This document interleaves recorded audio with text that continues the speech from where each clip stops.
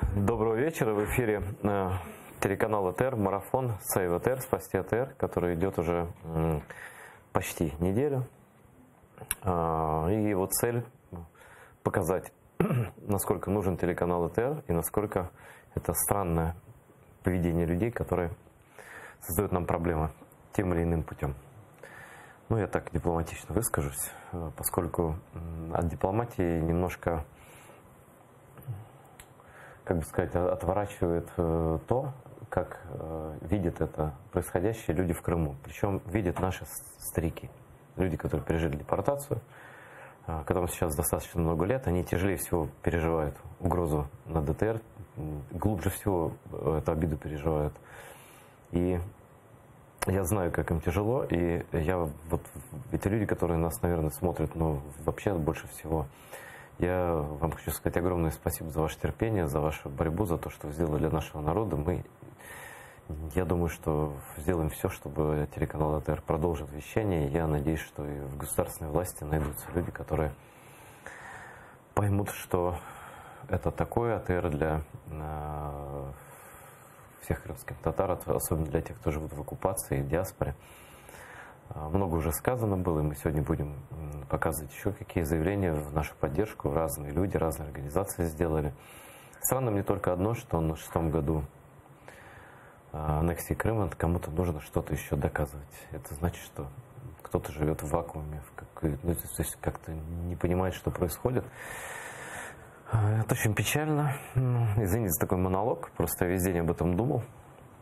У нас замечательный гость сегодня, это Евгений Головаха. Здравствуйте. Добрый день. Это замдиректора Института социологии Национальной академии наук Украины. Социология, наверное, самая интересная сейчас наука. Ну да, вообще, в принципе, она такая своеобразная наука. Вот когда становится хуже в обществе, то как-то социологи расцветают, к сожалению, потому что появляется много очень интересных тем для изучения. Ну, так. Но бывает, что и не в плохом обществе социология может быть востребована. Я сейчас сразу в социологии начнем. Я просто хочу напомнить нашим зрителям, что есть возможность звонить в эфир, и звонки у нас в приоритете. Если звонок, то мы сразу берем трубку. И вы задаете вопрос нашему гостю. Телефон вы видите на экране. +38 073 419 4158. Это Viber. Звонить можно отовсюду. Нам, собственно, отовсюду и звонят. И можно даже по скайпу atr.tv. И вот сразу сегодня опрос свежий опубликован. Я предлагаю посмотреть инфографику, что ответили украинцы на вопрос о том, чем для них является Россия. Потом сразу с вами обсудим, что здесь к чему. Давайте посмотрим.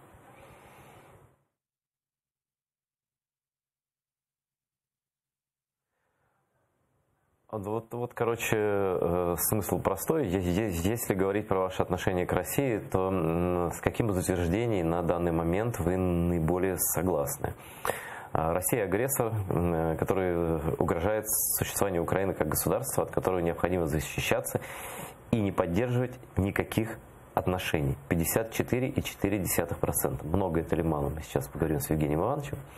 Дальше. Россия обыкновенная соседняя страна, государство, с которым необходимо поддерживать добрососедские отношения, как и со всеми другими странами. Это 30,9%. Наконец, Россия дружественная и братская для нас страна, с которой необходимо развивать теплые, дружественные отношения. 8,6%, ну и что-то другое 0,5%, и не знаю, не хочу отвечать и так далее, порядка 6% всегда, наверное, так бывает. Вот я теряюсь в оценке этого всего, поэтому очень хорошо, что вы пришли именно. 54,4% украинцев, которые считают Россию страной-агрессором. Это много или мало? Это, я бы сказал, реальное большинство, потому что при таких опросах ошибки не превышают обычно 3-3,5%, поэтому можно сказать, что это большинство населения, достаточно уверенно. Независимо даже от, ну понятно, что с политическими взглядами пересекается, но... Пересекается, конечно, и даже регионально пересекается, но в целом все-таки надо сказать, это доминантное мнение, и оно установилось уже несколько лет. А не больше, не меньше стало население? Нет, колеблется. Данные, конечно, было и похуже. Я помню, примерно такое, где-то под 60 было процентов, то есть было и такое. Но дело не в этом, эти колебания, естественно, они зависят от конъюнктуры, есть люди с неустойчивым мнением, ну таким же колеблющимся тоже. Но факт остается фактом, всегда это большинство все-таки воспринимает Россию как страну агрессора и враждебную. Это очень много должна была сделать Россия для того, чтобы украинцы, которые в целом исторически все-таки более или менее нормально относились к своему соседу, так не относились. Я бы сказал, украинцы незаслуженно хорошо относились к своему соседу. Да, но они же все-таки, понимаете, привыкли и многие тяготы разделять вместе с россиянами. Россия тогда был один Советский Союз, Россия просто немножко подзабылась к те времена, когда Россия была империей. Ну да.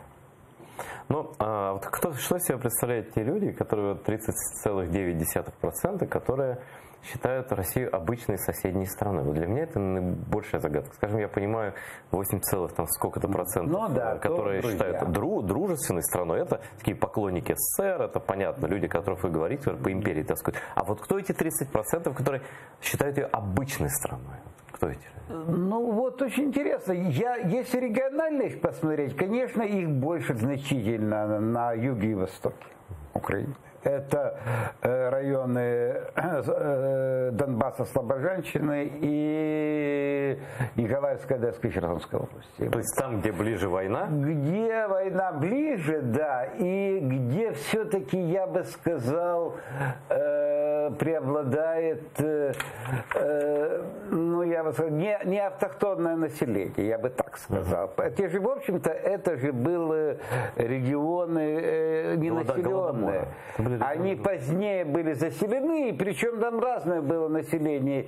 И украинцы переселялись, и россияне переселялись, то есть русские, собственно, по национальности. Это очень сложное население при Черноморье и Донбасса, поэтому, видите, и потом это промышленный регион. Давайте вот я вам объясню, почему эти люди, все-таки они там больше именно, потому что это промышленные регионы, которые наиболее пострадали от развала Советского Союза, от того, что мы разорвали большие заводы, мы разорвали, да, эти связи, и они потеряли, собственно, приоритетность своего положения в стране. Вы знаете, что именно эти регионы считались наиболее уважаемыми. Первая промышленность, тяжелая промышленность, это было очень серьезно.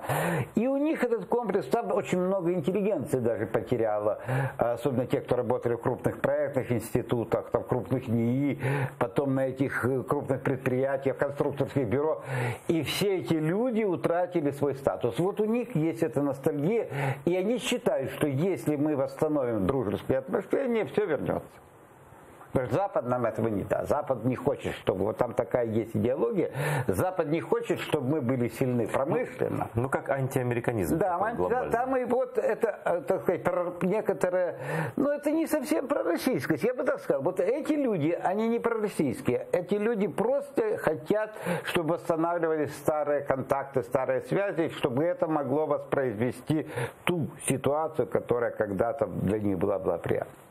Скажите, а вы не смотрели опросы, ну, скажем, в течение этого года, немецкий опрос социологический, случайно? Ну, специально я не наблюдал за ними. Там интересная вещь есть. Вот, значит, к Америке позитивно относятся, считают ее союзником. Ну, что-то там, я боюсь ошибиться, там 12-13% немцев современных, да? А Россию считают союзником, что-то там процентов под 7, не союз, ну, хорошим союзом, как я не помню формулировку, процентов под 70. При том, что Советский Союз убивал людей на стене, морил их, давил, оккупировал ГДР, да, а при том, что Америка кормила, строила демократию, заводы, офицеров вывозил и так далее. И вот сейчас я еще, ладно, не удивлюсь вот, действительно постсоветским людям, которые у нас живут во многих регионах в большом количестве. А почему у немцев такое? Откуда эта любовь к России и такая неприязнь неприязнь к Соединенным Штатам? Ну, я, честно говоря, я таких данных не видел. Это я отвечаю за свои слова, потому что это Борис Вайт-Шустер, журналист это как по всей Германии или это да, восточные это по всей, территории? Это общегерманские данные. Это удивительные данные, вообще-то говоря, конечно. Но почему ухудшилось отношение к Соединенным Штатам, понятно. Это после прихода Трампа и попытки его переложить тяготы обороны в системе НАТО на европейцев. И в том числе это неприятности и сулит самим немцам. И вполне понятно, это попытка его вообще как бы переложить значительную долю затрат с Америки на европейских партнеров. А немцы этого, конечно, не... любовь к России? Вот удивительно, я не знаю, я как-то так, в общем-то, раньше я не замечал, чтобы немцы сильно любили Россию, особенно, кстати говоря, я там помню данные, которые были после аннексии Крыма и войны на Донбассе, то было отрицательное очень отношение общественного мнения, там до 60% отрицательно относились к России. Ситуация выправилась значительным образом. Вот это интересно, что ситуация изменилась. Ну, что я хочу сказать, Россия ведь очень лицемерно ведет политику. Она же повсюду пытается расширять свое пропагандистское воздействие. И не жалеет на это денег, кстати говоря. И потом, вы же видите, вот даже пример со Шрёдером, она покупает просто немцев. Вот. И это она вкладывает деньги и пытается, многие немецкие фирмы, очень крупные, и пытается их привлечь к сотрудничеству. Евгений Иванович, у нас звонок, приоритет звонкам. Звонок из Харькова. Здравствуйте, говорите, представляйте, пожалуйста, и высказывайтесь. Да, здравствуйте, говорите, вы в прямом эфире. Здравствуйте, с Харькова. У меня просьба такая, и, конечно, Россия Борис. В связи с этим такое предложение у меня, на него мало кто обращает внимание. А уже 6 лет не называть. Я не понимаю, о чем вы говорите. Можно помедленнее, что ли? Я не понимаю, о чем вы говорите. Уже 6 лет война. Такая просьба. Не называть общественных людей, общее правило, по отчеству, тем более российских. Я имею в виду Путина и так далее. Потому что здесь очень глубокий вопрос. Славяне, если называют по отчеству, это лжи. А как можно называть агрессора по отчеству? Я по отчеству называю своего гостя, которого я уважаю, поэтому, наверное, да, но ваше замечание справедливое, я думаю, в целом. Да, я думаю, да, мы в общем-то, и будем стараться пока сокращать по возможности. У нас даже президент же сказал, зовите меня Владимир. Вот сегодня еще одна выходка была людей, которые хотят ехать к Путину 9 мая приветствовать оккупационные войска, украинские депутаты. Ну, это сюр, конечно, полный, но это я вас прошу прокомментировать. Я хочу, чтобы вы услышали это заявление в стенах парламента Украины. Наближається велика дата – 75-річчя перемоги над фашизмом. Я переконаний, що Верховній Раді треба сформувати парламентську делегацію щодо участі у параді перемоги в Москві. Наші батьки та діди стояли поруч, захищаючи і Москву, і Київ, і Львів. І тому в день 75-річчя перемоги ми маємо стояти поруч. Дякую вам дуже. Вопрос простой. Зачем это делает депутат из пророссийской партии? Ну, в общем-то, у них вот эти 9%, которые мы с вами наблюдали в вопросе, это их, собственно говоря, ресурс. Их надо держать все время. Их надо держать отмобилизованными. Если это не будет, они быстро они превратятся в очередных коммунистов просто. То есть коммунисты тоже были очень надежной частью электората. Сейчас их практически уже не осталось. Вот они перекочевали вот в эту партию. Если они не будут стоять на параде вместе с Путиным, то, я думаю, они потеряют и значительную часть из этих 9%. То есть это для себя они так это делают? им надо и держать нишу, конечно. Это где-то 10, 12, 15 максимум процентов населения Украины. А вообще, Евгений Иванович, скажите, в принципе, вот представим себе, что у нас сейчас выборы президентские, ну или парламентские. Возможно ли, в принципе, в современной Украине вот 2020 года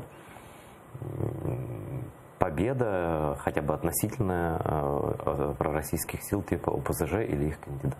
Нет, это вообще, это исключено. Я говорю, это максимум 15%. Даже если провалится, в общем-то, симпатичная для Юга и Востока партия «Слуга народа», они голоса туда не перетекут. А почему вы так думаете? Нет. То есть, понимаете, как раз «Слуга народа» — это феномен, когда вменяемая часть такая вот Юго-Востока проголосовала за силу вот компромиссную. То есть не за пророссийских? Не, ни в коем случае. То есть, понимаете, они вдруг увидели, что кто-то, так сказать, вот более-менее для них подходит. Но при этом они голосовали за Зеленского как за непророссийского кандидата? Нет, конечно, нет. Именно как какого, который им ближе, как для них является компромиссной фигурой, в отличие от некоторых политиков, которые они считают неприемлемыми. Расскажите, в чем позитив и в чем негатив такого феномена электорального, как победа Владимира Зеленского на президентских выборах и его партии на парламентских? Как вот вы думаете? Ну, я тогда сразу это сформулировал. То есть, что касается негатива, то он был сразу очевиден. Это неопытность абсолютная, это неопределенность идеологическая, это фактически неопределенность без всякого, так сказать, политического опыта. То есть там очень много. Это фактически социальный эксперимент. А социальные эксперименты, они всегда опасны и чреваты. Но на это пошли избиратели. Так что для меня было абсолютно понятно все возможные риски. Но это удивительно, что люди сознательно пошли на этот риск. А позитивно это то, и, собственно, почему они пошли на этот риск, это то, что они не были связаны со старыми схемами. То есть идея была такая, что придут люди, которые не вовлечены, ну, по крайней мере, вот сам Зеленский, не вовлечены в те политические механизмы, которые как бы уже настолько отвергались большинством. Причем вы видите практически во всех регионах, что удивительно. Это не был региональным идеологическим феноменом. Вот почему я говорю, это практически во всех регионах. Отвергалось именно старый политический истеблишмент. Его заподозрили в том, что он ничего не хочет делать, кроме как повышать уровень своего благополучия. Вот так вышло. Хотя, может, это не совсем справедливо, но таков был вердикт массового сознания. И поэтому, значит, надежда была на то, что придут люди, которые не будут действовать по старым схемам. А таким образом они попробуют изменить страну. Ну вот, как бы, и эта надежда была очень сильная. Так она и остается достаточно И она сильной. остается, несмотря на многие ошибки, допущенные вот этой уже новой власти.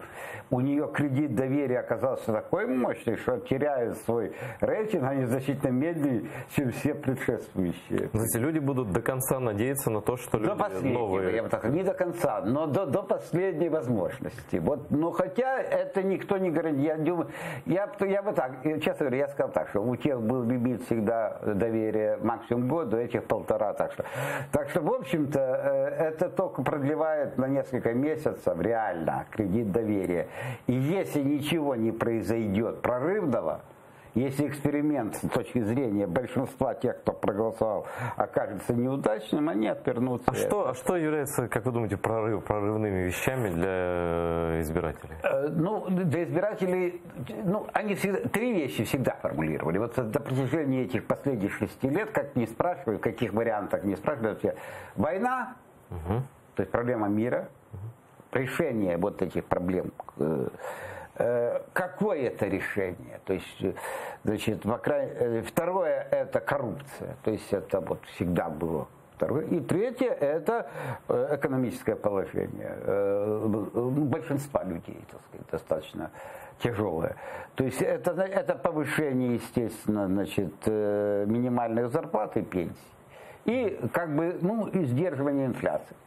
То есть вот эти три фактора, и по этим факторам будет судить. Причем я бы сказал, что коррупция, вот именно коррупция неожиданно в последнее время стала вообще решающим фактором. Даже война оказалась не таким мощным фактором, как коррупция, потому что у людей сформировалось представление, что мы и войну проигрываем из-за коррупции.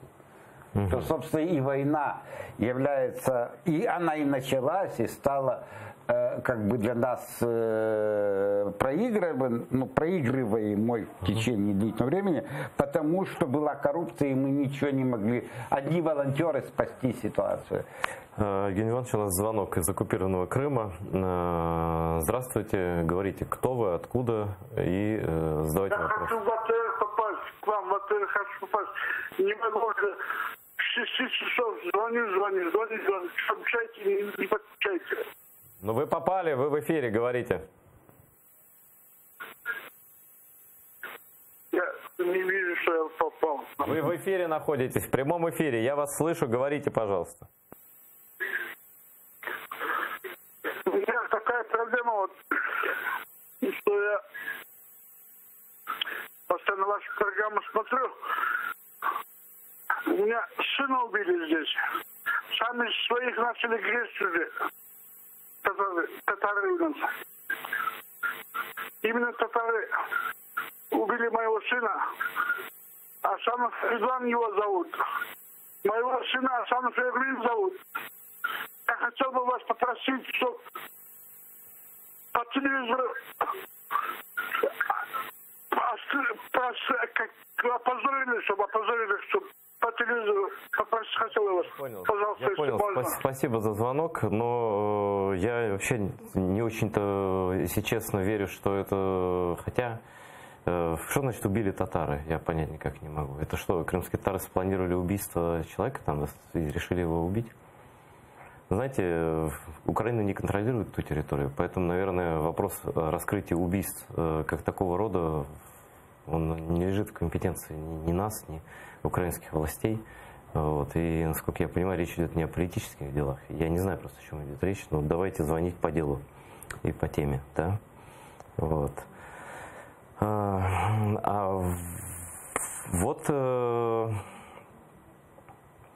Вот эта цитата, насколько я понимаю, из Зеленского и цитата из Мюнхена вот про коррупцию. Про коррупцию. Когда мы встречались с Трампом, он говорил о коррупции. Мы отвечали, что боремся, прекратите говорить о коррупции в нашей стране. Посмотрите на наше правительство, что мы украли. Все, что я имею, заработал раньше. У нас молодая команда, не вся молодая, но мы ничего не украли. Это 15 февраля президент Украины Владимир Зеленский выступал перед участниками 56-й Мюнхенской конференции по вопросам безопасности. Ну, насколько это оправдано, ну, я предполагаю, что действительно Зеленский ничего не украл.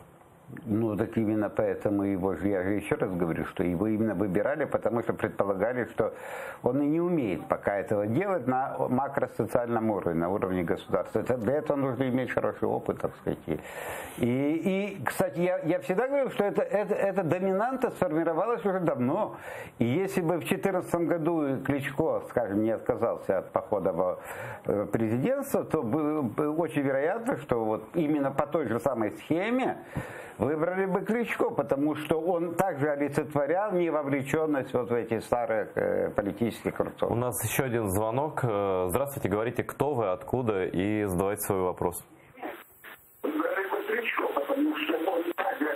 Я вас не слышу. Телевизор выключите, пожалуйста, иначе вас не слышно. Здравствуйте. Здравствуйте. Алло, здравствуйте. Да, вы в эфире, говорите, кто вы, откуда? Говорю. Это я теперь уже не слышу, что мне там задают. Я с Харькова, Наталья Михайловна. Здравствуйте. Я хотела просто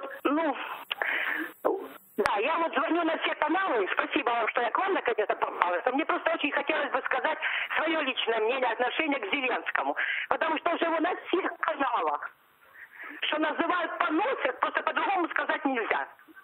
Человек еще не приступил к своей работе, только начинает работать, а столько же гадостей про него говорят. Вот я за него голосовала, я буду за него голосовать очень много раз. Поэтому я вас очень прошу, перед тем, как произносить вот такие фразы на человека, дайте ему поработать. Ну, во-первых, мы никакие фразы про этого человека и про президента Украины здесь не произносили. Мы анализируем ситуацию. Вы же согласны, что мы трезво все это делаем, да? Ну да, вот кстати, как раз вот сторонник. А будете, ну будем критиковать, если будет за что критиковать. Согласны? Ну, естественно, но только не сразу. У вас есть кого критиковать. У нас есть бывший президент Порошенко. Пожалуйста, критикуйте его как можно дольше. А скажите, а нынешних президентов нельзя критиковать? Сначала критикуйте его, а потом критикуйте остальных, которые только пришли. Просьба людей. Это именно просьба людей. Я понял. Я с вами... Людей моих знакомых, Я понял. голосовали за Зеленского. Наталья Николаевна, скажите, пожалуйста, а разве действующую власть нельзя критиковать? Можно критиковать, можно.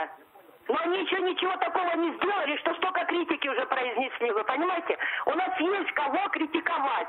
У нас люди в правительстве 28 лет находились. И есть кого критиковать. А эти только пришли, дайте им поработать, молодым людям, наконец-то. Спасибо вам за звонок. Это был звонок из Харькова. Спасибо за ваше мнение. Вот как раз то, о чем вы говорили, Евгений Иванович, да? Что люди верят и хотят, чтобы все-таки... До последнего будут сохранять доверие. Все-таки действительно накопилось очень серьезный потенциал, желание принципиально изменить ситуацию. И вот, тем выше ответственность. Я вообще, если честно, Владимире Зеленскому. Я так ему сочувствую, вот так лично. Да. Потому что оправдать такое глобальное доверие, причем во всем, причем не знаешь, за что первым браться. Вот что можно моментально улучшить, чтобы, ну или хотя бы в течение полугода. Вот смотрите, вот вопрос, вопрос, то, что сказали, мира, да? Войны и мира. Это очень сложно. Вот, значит, выступает, там много разных людей выступал, но смысл выступления такой. И Ермак выступал, и сам Зеленский. Мы хотим провести этой осенью выборы по всей территории Украины. Дословно Зеленский так сказал, в оккупированных районах Донбасса. И желательно еще и в Крыму. А я-то тоже за это, да? У меня вопрос такой, каким образом это может быть реализовано? Нет, это практически невозможно. Как можно проводить на неконтролируемых территориях выборы? Есть хотя бы, если не удается иногда сделать практически, то можно риторически сделать. Вообще-то говоря, это тоже способ как-то воздействовать на сознание людей.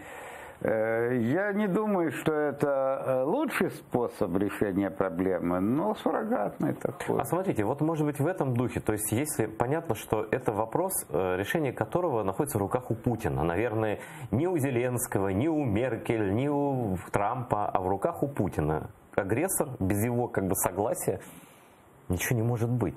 У него нет никаких причин уходить на мой взгляд, мое личное мнение. Но вот у нас новость. 19 февраля запустят, то есть вот уже у нас 17, да, через 2 дня запустят национальную платформу применения единства, сказал член Совета национальной безопасности и обороны, советник секретаря РНБО по вопросам реинтеграции и восстановления Донбасса Сергей Сивоха. Деталей никаких нет. Будь-який мирний процес починається з діалогу. Ми допоможемо людям по обидва боки лінії зіткнення слухати та чути. Слухати та чути можно. Вопрос только, как это может повлиять на освобождение территории от войск агрессора. Или это действительно надо просто показывать всеми силами, и что мы хотим мира, но агрессор... возможно и так. Это, кстати, тоже вариант. Продемонстрировать нежелание. Вообще-то, если это будет разумно сделано, попытка установить диалог, и будет очевидно, что на это ни в коей мере не идет Россия, что она препятствует тому, чтобы развивалось какое-то... Может быть, это принесет какие-то политические дивиденды. То есть я сделал все, что мог. Да, это вот, ну как, ну мы делаем. Вот, по крайней мере, понимаете, мы предпринимаем какие-то шаги. Я не знаю, это должны быть разумные очень шаги, потому что можно наделать беды с этим, понимаете. Вообще-то говоря, путинизм — это очень интересное явление мировой вообще идеологии. Он там сочетается удивительно, несочетаемое, так сказать, иногда. И то, что они умеют проводить спецоперации, это может привести к провалам. То есть надо прежде всего быть уверенным в том, что мы понимаем, что мы не нарвемся на спецоперацию, во-первых. Ну да, то есть поэтому минному полю... Да, это очень опасно. Нет, ну если есть уверенность, если есть серьезная подготовка, можно попробовать, да, обойти на этом поле Россию. Ну, нам пока не удавалось, к сожалению. Они идеологически оказывались более версткими. У них больше денег, у них больше медиаресурсов, у них больше ресурсов, да. Больше опыта, больше просто опыта. Опыта и возможности покупать западных политиков. Да, и идеи, ну да, но и платить, у нас же, собственно, мы не можем. Мы вон, у нас вообще ни на что денег хватает, как оказывается. Ну вот на телеканал ТР. На телеканал ТР, что удивительно, для меня это просто удивительно, это вот действительно способ Украины воздействовать на Крым. И это реально, это просто, ну, очевидно, необходимость. И это просто восстановление справедливости по отношению к крымским татарам. Я вообще не понимаю, как это может быть. Это действительно это государственное дело, и для меня это очевидно. У нас звонок как раз из оккупированного Симферополя. Здравствуйте, представьтесь, пожалуйста, и говорите. Здравствуйте, это вообще хочу сказать, вообще всей ситуации, сложившейся на Украине, все это зависит от выборов украинцев самих. Вот. Было первый раз, с чего начались эти проблемы. В 2010-м выбрали кого? Вот. Украинцы выбирали, не знаю, как прошел этот процесс, честно, нечестные выборы. Вот. И с этого момента начались все проблемы. И вот сейчас, допустим, вот предыдущий звонок, женщина говорит, я буду голосовать за него. Вот. Ну и пусть голосует. И дальше начнутся проблемы такие же. Вот. Все это из-за таких людей, вот, которые вот голосуют не за тех людей. Скажите, а у вас есть мнение по поводу ситуации с телеканалом АТР? Если есть, то выскажите, пожалуйста. Ну, мне кажется, что это то, что из-за позиции ведущих наших лидеров крымтатарского народа, вот, ну, допустим, за Порошенко, допустим, они, ну, в партии состояли, да, вот, возможно, мне кажется, что и причина вот в этом. Вот это чисто мое мнение. То, что наш президент Украины, вот, которого выбрали, вот, он немножко, может быть, обижен на АТР. Угу. Вот моя причина. Ну, спасибо за ваше мнение. Держитесь там, смотрите АТР. У нас еще один звонок, прям вдогонку сразу. Вы в эфире, говорите, кто вы, откуда? Здравствуйте. Вас беспокоит из Харькова тоже Наталья Михайловна, только не та, которая перезвонила вам. Я хочу выразить вам полную поддержку вашему каналу. Я хочу возмутиться тем, что не закрывают сепарские каналы, типа News One, 112, ЗИК. А ваш канал я всегда смотрела, всегда ждала, когда он будет. Я хотела выразить поддержку всем крымским татарам. Мы когда-то жили в Крыму, служили. У нас осталось очень много друзей. И хочу вам сказать, что в Харькове все вменяемые люди за Крым, за крымских татар, за ваш канал, против Зеленского, который за полгода натворил уже столько херни в нашей стране. И поэтому, если там какая-то у нас невменяемая орала, что она за него, то поверьте мне, все нормальные люди в Харькове. Давайте, Наталья Михайловна, давайте не будем обзываться в прямом эфире, пожалуйста. Да. Боритесь, мы с вами, Харьков с вами. Спасибо за ваше мнение, спасибо за поддержку нашего канала. Все-таки я призываю зрителей не использовать идиоматические выражения и хлесткие выражения в адрес кого бы то ни было. Не надо. Так, давайте говорить... Это эмоции. Рядовые зрители могут. Это мы не можем все-таки... А рядовые зрители, они эмоциональны по определению, ничего в этом. Ну, есть там просто слова немножко не совсем. Нет, конечно, не обязательно это приветствовать, просто надо понимать, что, собственно говоря, рядовой человек, вот, кстати говоря, человек государства, он отвечает за свои слова, тут я не сомневаюсь.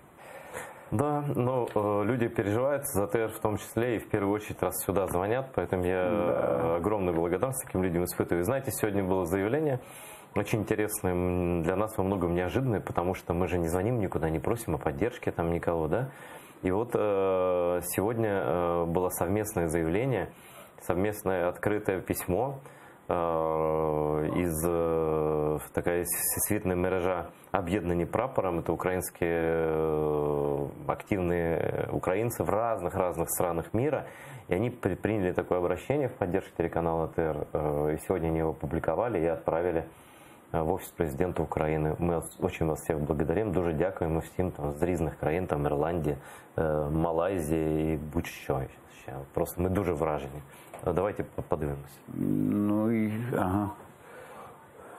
Позбавлення каналу АТР державної підтримки є недопустимим кроком. Водночас це ще й груба політична помилка. Для кримських татар і наших закордонних партнерів така ситуація стане сигналом, що питання деокупації Криму більше не є у фокусі уваги України. Відсутність державної підтримки буде видимою ознакою капітуляції у війні, яку Росія веде проти України. Тому всесвітня мережа «Об'єднані прапором Liberate Crimea» закликає українську та міжнародні спільноти звернути увагу на ситуацію, яка склалася довкола АТР. Вважаємо неприпустимим блокування державного фінансування кримсько-татарського телеканалу та закликаємо органи влади якомога швидше відновити підтримку АТР. Ну, это вот такое второе мощное заявление после заявления украинского пенцентра. Но все-таки пенцентр это в Украине, находящиеся интеллектуалы и писатели и так далее. А тут люди с всего мира нашли время, возможности, беспокоились об этом, объединились. И я когда сейчас зачитаю, из каких стран, просто, вот от всего сердца. Лидия Муруган, президент Украинской культурной ассоциации в Малайзии. Микола Круцик, Олена Корнієць, Асоціація українців в Ірландії. Тетяна Лазда, Товариство підтримки України Латвія. Віолета Маскало, голова Франко-Української асоціації обміну Лотарінги Україна, місто Мець, Франція. Віктор Кизмірук, Зоряна Ляшенко, Асоціація українців в Тарагоні Хортиця, Ліга України к Іспанії. Зоряна Кіцько, Українська жіноча організація в Швеції. Наталія Альохіна, Всесвітній рух патріотів України в Австралії. Анастасія Жукова, голова українців в Монголії. Іван Вовк, голова Всеіспанського ГО Українська патріотична асоціація «Воля». Наталія Шертвітані, Українська громада міста Вільнюс, Литва. Петро Деряжий, кошовий отаман Українського вільного козацтва Австралії імені гетьмана Петра Сагайдачного. Олександр Довбня, Анастасія Лапочкіна, Український центр розвитку міста Хургадай, Єгипет. Людмила Вербицька, Українська словацька ініціатива Словаччина. Наталія Панченко, громадська ініціатива Євромайдан, Варшава, Польща. Валентина Тимчук, Асоціація солідарності, взаємодопомоги і культури «Добре серце», Португалія. Лідія Пельо, United Help Ukraine, Сполучені Штати. Олена Товчук, голова спілки української культури і солідарності, Туреччина. Тимур Мамедов, ГО «Ізраїльські друзі України», Ізраїль. Тут написано по-английски доктор Несте Магдебург, Германия. Я могу не точно прочитать. Но вот 19 организаций из 19 разных стран. Мы очень вам всем признательны. Вот. Неправильная аргументация еще. Действительно, это если Украина отказывается от поддержки государственной крымско-татарских средств массовой информации, она тем самым просто идет на поступки агрессору. Это удивительно. Я, честно говоря, даже не понимаю логику тех, кто... Потому что и нет никакой логики. А вот я боюсь, что такой логики нет. Видите, если исследовать теории заговора, то, как наш говорит, что обида, личная обида тут руководствуется. руководствуются, но ведь государственными деятелями не могут руководствоваться. Тем более речь идет о целом народе. Да, когда речь идет о судьбах народа, да и судьбах всей страны, это удивительно. Тут личные обиды абсолютно не могут учитываться. Я с вами согласен, абсолютно.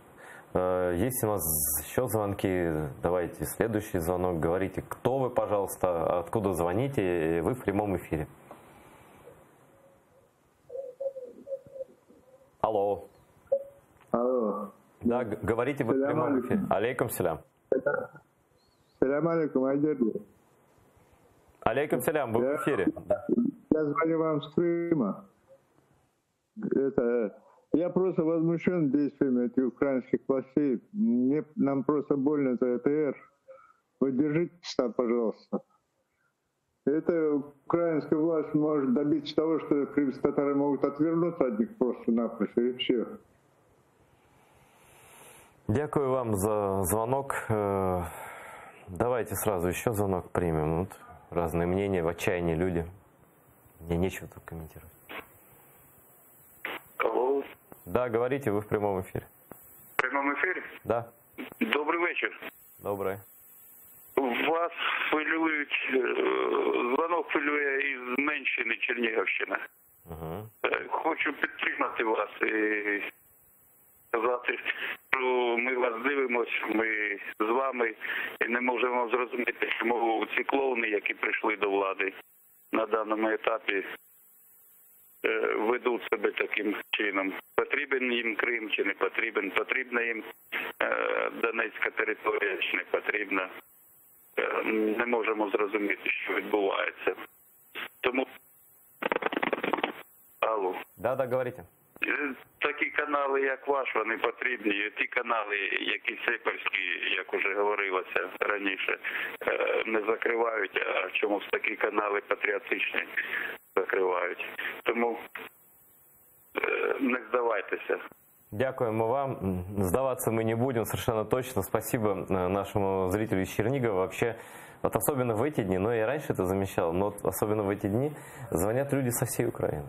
Звонили люди из стран, которые представить мы себе не могли, что там нас смотрят, но в разных странах, украинцы, именно украинцы, оказавшиеся в Германии, там, ну, с Кубани звонили, из России, там звонили чуть из Австралии, но отовсюду звонили, Соединенные Штаты, где угодно. Я уже говорю, что со всей Украины. Харьков, Чернигов, Полтава, ну то, что я помню, вот просто вот очень много. Я очень вам всем признателен. Вот вам тоже социология интересна. Нет, ну украинцы ведь понимаете, они ведь во многом оказались в ситуации крымско-татарского народа тоже, когда на них агрессия, все это становится общим делом для многих. Люди понимают, что надо поддерживать друг друга. Когда у тебя столь серьезный враг, то это дело... Если быть разобщенными здесь, то вряд ли есть перспектива выстоять.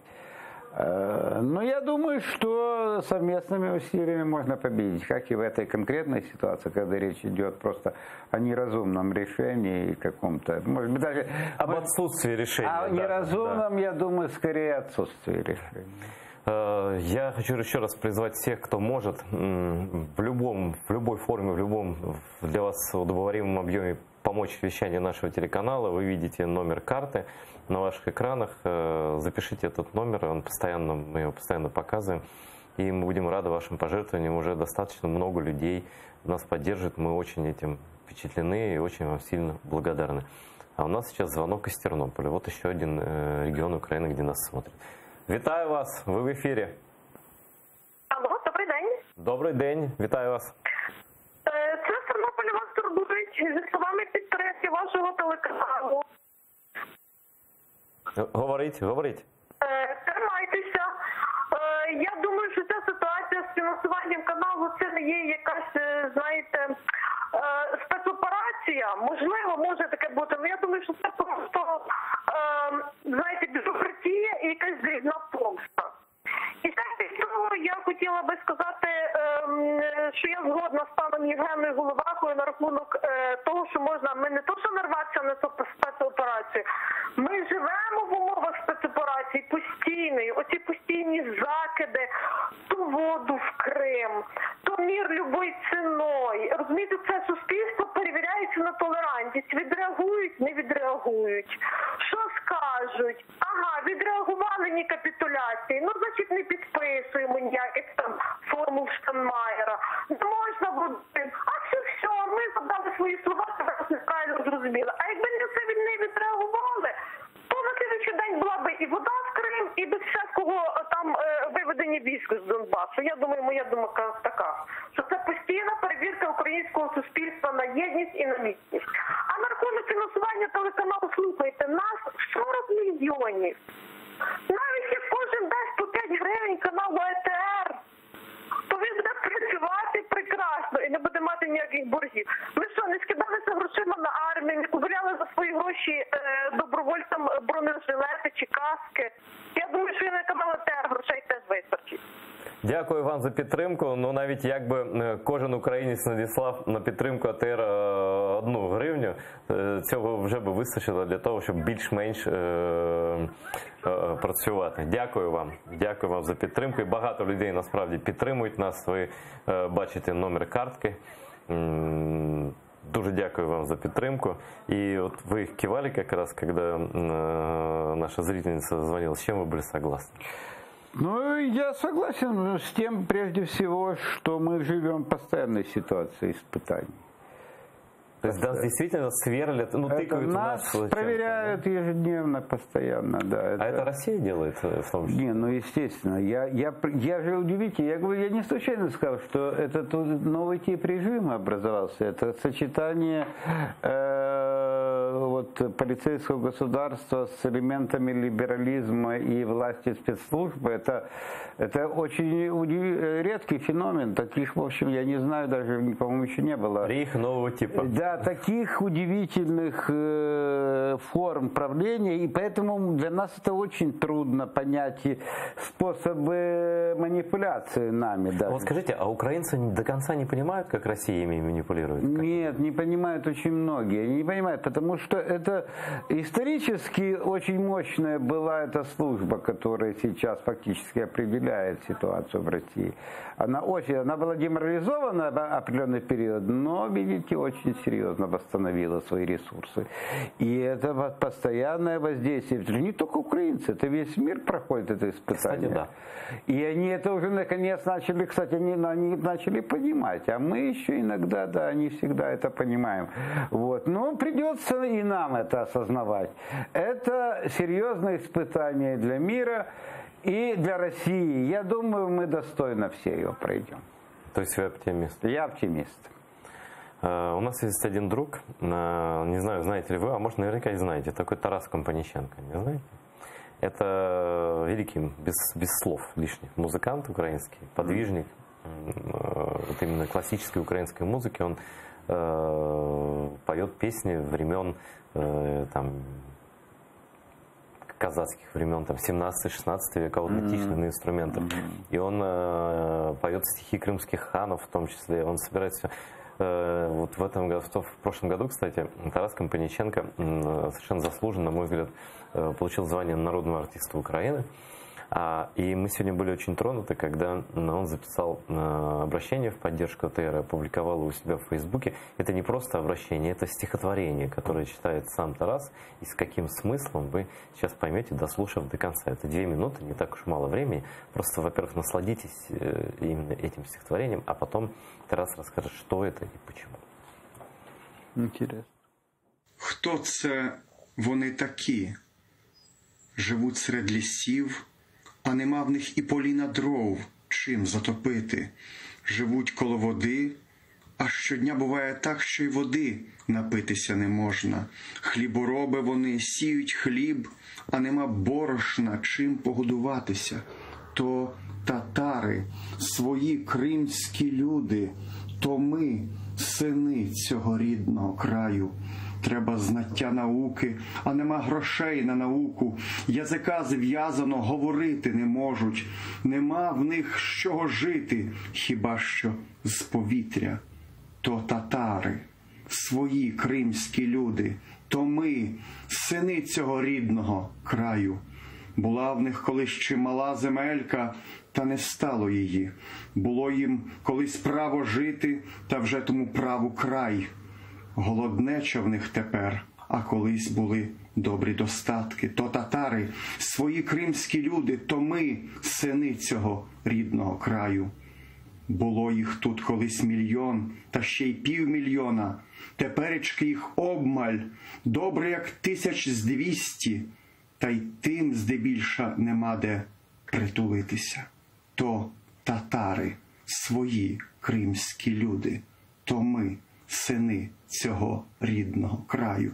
То татари, свої кримські люди, то ми, сини цього рідного краю. То татари, свої кримські люди, то ми, сини цього рідного краю. Товариство, вірш Х'юса Шаміль Тохтар Газі, автора збірки «Кримський лемент» 1910 року, на підтримку АТРу, на підтримку кримсько-татарського каналу, який закривається. Підтримаймо наших братів, наших кримських татар. Вот такой великолепный Тарас Компаніченко. Спасибо еще раз. Дуже дякую, Тарас. Скажите, вот вы давно в социологии, наверное, всю жизнь, да?